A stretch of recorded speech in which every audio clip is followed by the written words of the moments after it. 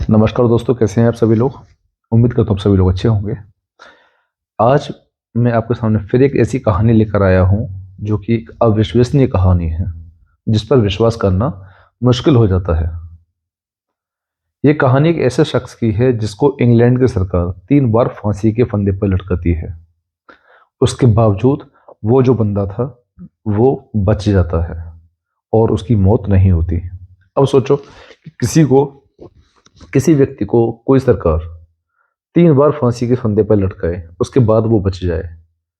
ये तो बहुत ही ज्यादा बड़ी अविश्वसनीय घटना हो गई। तो ऐसे में अगर किसी व्यक्ति को 3 बार फांसी पे लटकाया जाए और वो तीनों बार बच जाता है, उसके बाद उस व्यक्ति का क्या हुआ होगा? या उसकी सजा माफ हुई होगी, या उसको किसी और तरीके से मारा गया होगा? आज हम इसी बात पर चर्चा करेंगे। आपको ये पता होना चाहिए सबसे पहले कि फांसी की जो सजा थी, ये कब से दी जाती थी, ये कब से इसकी शुरुआत हुई थी। तो फांसी की सजा की शुरुआत हुई थी 1872 से। और 1872 से पहले जो व्यक्ति को मृत्युदंड दिया जाता था, जो उसे मारा जाता था, वो बहुत ही ज्यादा क्रूरता के साथ मारा जाता था। बहुत ही ज्यादा क्रूरता के साथ। वो क्रूरता इतनी ज्यादा, एक ऐसी घटना होती थी, इतनी ज्यादा क्रूरता होती थी उसमें कि व्यक्ति के शरीर को, हो सकता है जिंदे व्यक्ति को काटा जाता था, जिंदे व्यक्ति को जला दिया जाता था। एक गरम बैल टाइप, जो बैल होते हैं, सांड होते हैं, उनकी आकृति होती थी आयरन की या किसी भी मेटल की।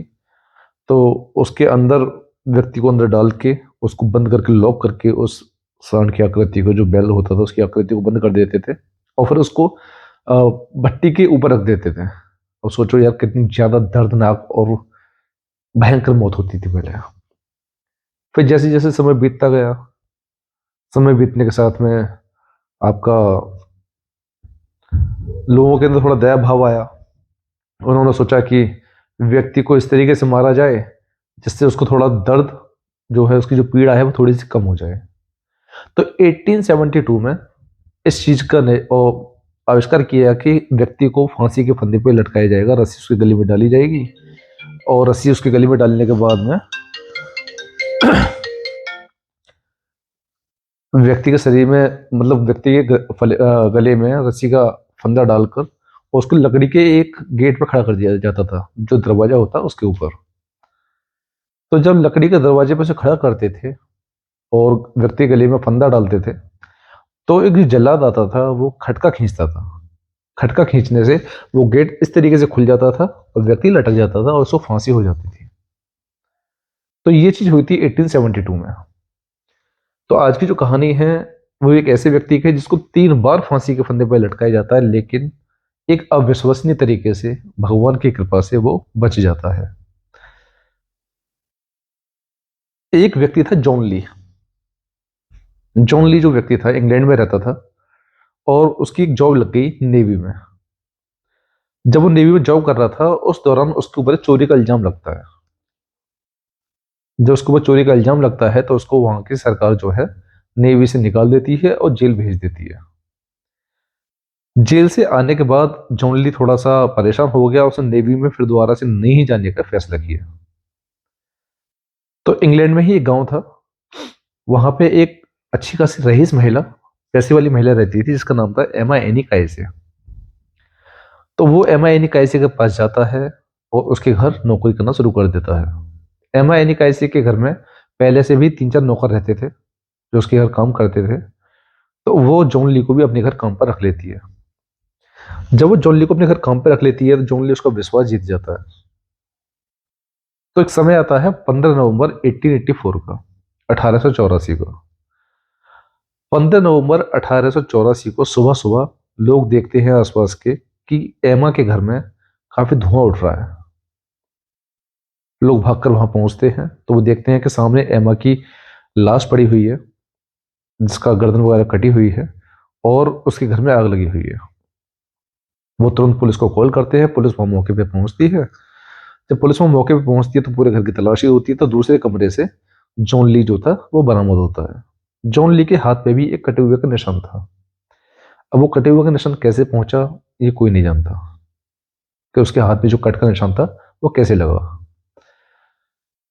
जॉन ली को इस शक में पुलिस गिरफ्तार कर लेती है कि जैसे एमा की गर्दन कटी हुई है, उसकी बॉडी को काटा गया है, तो हो सकता है कि इसको काटने के दौरान जॉन ली के हाथ में ये कट का निशान लग गया हो।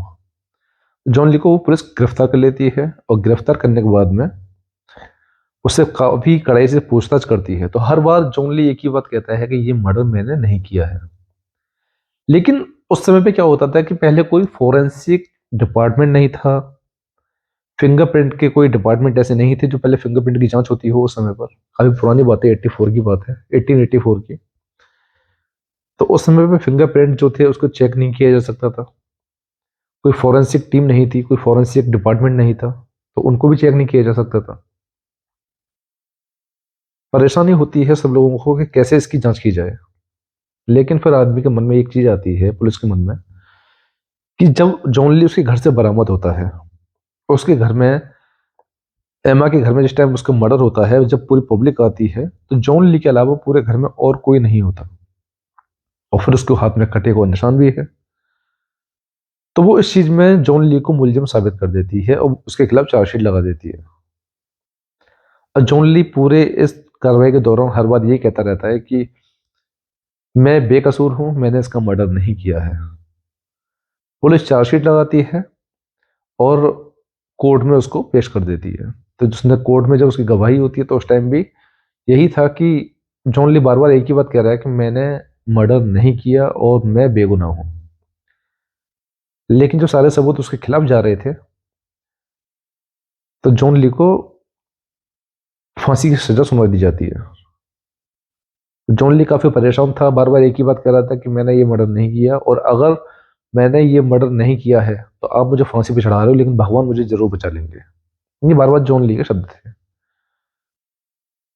अब होता क्या है कि 23 फरवरी 1885 को जॉन ली को फांसी के फंदे की सजा सुनाई जाती है कि इस दिन इसको फांसी दी जाएगी।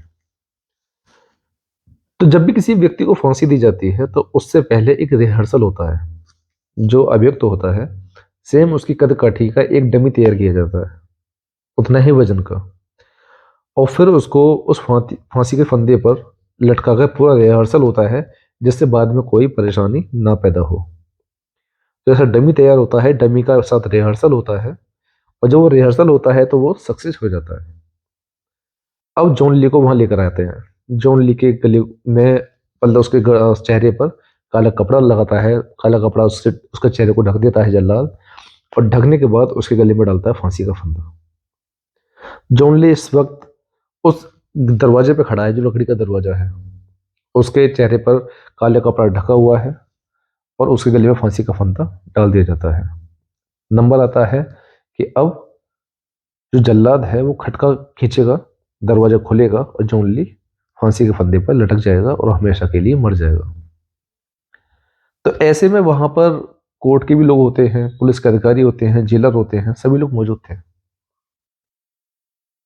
अब काम होता है केवल जल्लाद का। जल्लाद उस खटके को खींचता है, लेकिन उसके खींचने के साथ ही सब लोग अचंभित हो जाते हैं। होता क्या है कि जो दरवाजा था वो नहीं खुलता। अब सब लोग बहुत ज्यादा परेशान कि यार ऐसा कैसे पॉसिबल है, हम तो पहले इसका रिहर्सल कर चुके हैं।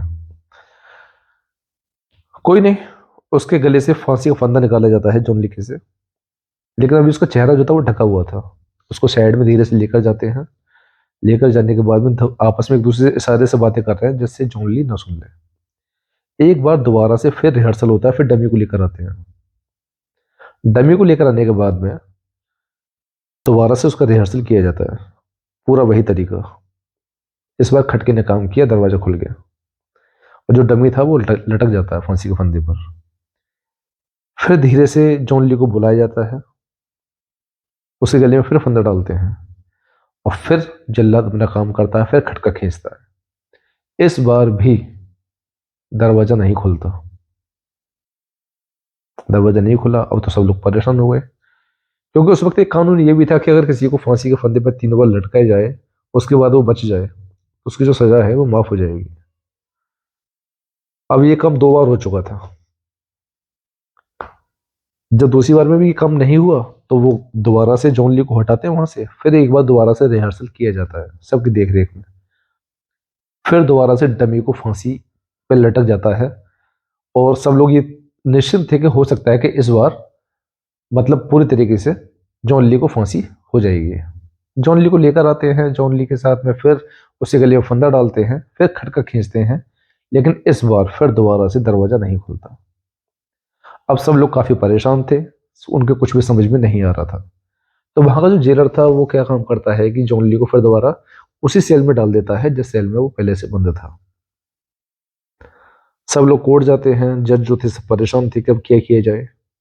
तो वहां की जो क्वीन विक्टोरिया थी, जो उनको इस वाली बात में चर्चा की जाती है, तो क्वीन विक्टोरिया कहती हैं कि ये जो व्यक्ति है जॉन ली, जिसको 3 बार फांसी के फंदे पर लटकाया गया लेकिन दरवाजा नहीं खोला, जिसकी वजह से इसकी मौत नहीं हुई, लेकिन ये अपना 3 बार पल पल मर चुका है। ये बार बार परेशान होकर ये मर चुका है और ये काफी इसने 3 बार अपनी मौत बहुत नजदीक से देख ली है। इसलिए इसकी सजा को, फांसी की सजा को खत्म करके इसको उम्र कैद की सजा दे दें, केवल इतने काफी है। जॉन ली को उम्र कैद होता है, वो अपना सेल में ही अपना जीवन बिताता है, लेकिन तब तक ये बात पूरे इंग्लैंड में फैल चुकी होती है।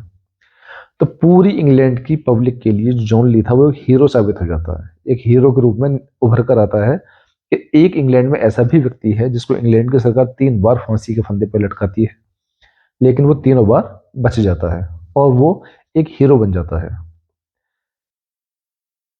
फिर जब उसकी जेल से जमानत होती है, जब वो अपनी सजा पूरी हो जाती है, तो 1949 में जब वो करीब 80 साल के थे, तब लोगों को पता चलता है कि जॉन ली खत्म हो चुके हैं। तो ये तो एक कहानी थी जॉन ली की, जो अपनी नेचुरल डेथ मरते हैं और 3 बार एक इंग्लैंड की सरकार जो है किसी व्यक्ति को 3 बार फांसी के फंदे पर लटकाने की कोशिश करती है, लेकिन उसके बावजूद वो व्यक्ति नहीं मरता है और उसकी फांसी नहीं होती पूरी। इसीलिए कहते हैं, पुरानी कहावत है कि जाको राखे साइयां मार सके ना कोई। तो जब जिसको भगवान बचाते हैं ना, उसको कोई नहीं मार सकता। और हो सकता है कि उसकी बातों में सच्चाई हो, क्योंकि जॉन ली बार बार एक ही शब्द कह रहा था कि मैं बेगुनाह हूं, और अगर मैं बेगुनाह हूं तो भगवान मेरी रक्षा करेंगे। तो जिसको ईश्वर मारता है उसे कोई बचा नहीं सकता, और जिसको ईश्वर बचाते हैं उसे कोई मार नहीं सकता। तो ये आज की कहानी थी। उम्मीद करता हूँ पसंद आई होगी। मिलते हैं फिर अगली नई कहानी के साथ में। तब तक के लिए नमस्कार, जय हिंद।